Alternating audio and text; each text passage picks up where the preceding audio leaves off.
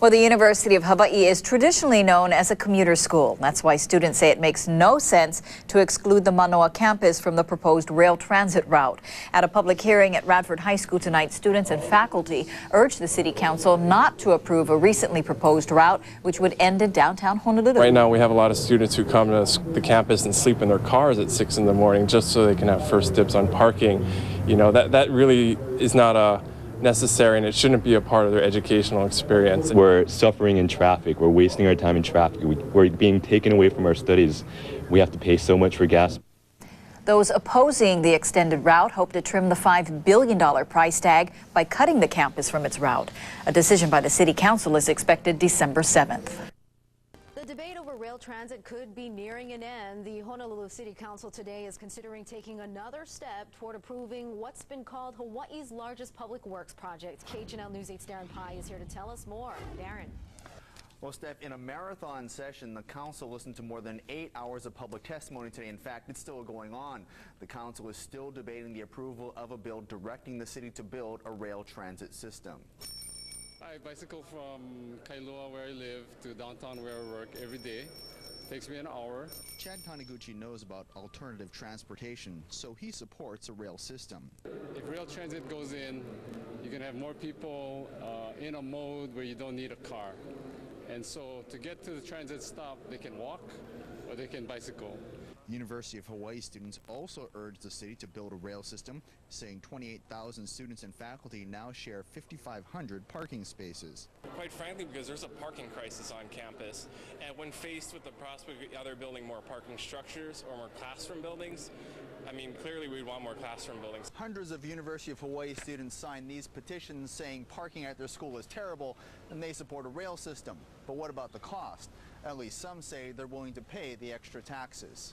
As future taxpayers, I'm graduating soon. It's something we decided that we needed to support for the next generation of college students. Opponents have criticized the 0.5% general excise tax surcharge that will fund the project. I think will really tear at the fabric of our community because it's going to hit the people who can least afford it the most.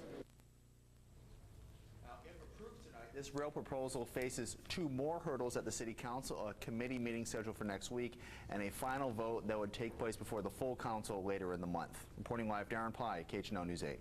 City Council members at this moment hearing testimony on the proposal for a new rail transit system for Oahu. More than 100 people signed up to testify, most of them in favor.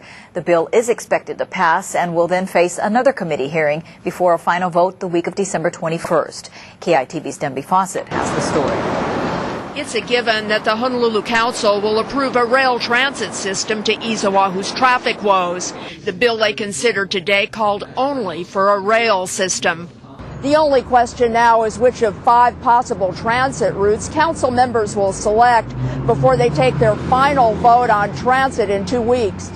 University of Hawaii students came by bus, bringing along a petition they collected on the internet with more than 1,000 signatures in favor of a rail transit system going up to the UH. I have full confidence that the students will use this alternative. I can tell you as I walk to class and you see people sleeping in their cars that's probably not the way they envisioned they were going to get their higher education. Sleeping in their cars because they have to arrive on campus so early to find parking places. Only a few urge the council to put on the brakes and consider other alternatives, including managed toll lanes like they have in Tampa, Florida. Let us put on our creative thinking caps, and I know we can ease the traffic congestion without spending this exorbitant dollars for something that is really not going to work in Hawaii. Most favored the longer 28-mile route from Kapolei to UH Manoa.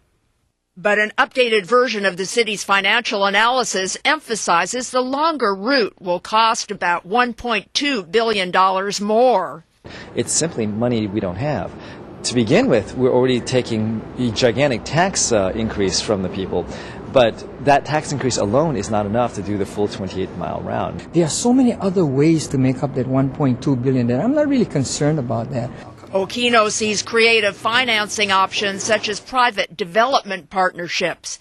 Denby Fawcett, KITV4 Island Television News. Mass transit for Honolulu got the thumbs up today in a landmark city council vote. But getting to the finish line on this multi-billion-dollar decision was not easy. Gina Mangieri explains. Gina? Leslie, the process behind the legislative product can often be mundane, but today was another story. Disputes, alliances, tears, and applause, and at last, a long-awaited vote.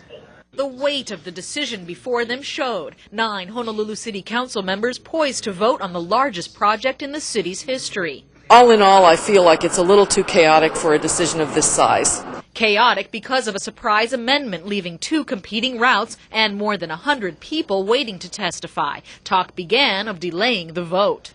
I don't think that's fair to the public as well. Even more so. They need to see us make a decision out in the open. So let's call for the vote today. Thank you.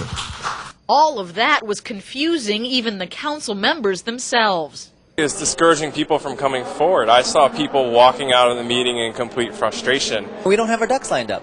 We don't know what we're doing. There's utter confusion going on here.